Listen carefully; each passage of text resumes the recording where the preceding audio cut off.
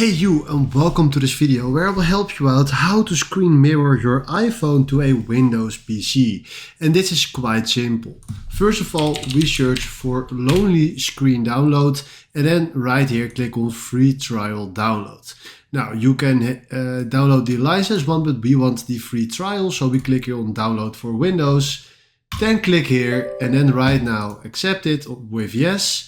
And now he is downloading. Now this download was real quick because this is a small size of this program. Right now install, next,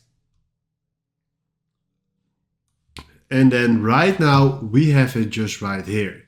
Now please give this one a name. It's not Lonely Screen but Tommy. Oh, maybe later. Tommy Screen.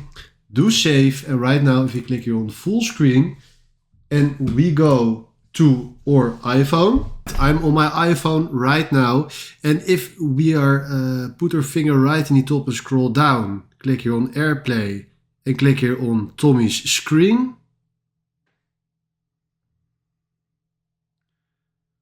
You guys can exactly see that when I remove this and go back, that this is our screen now on our PC.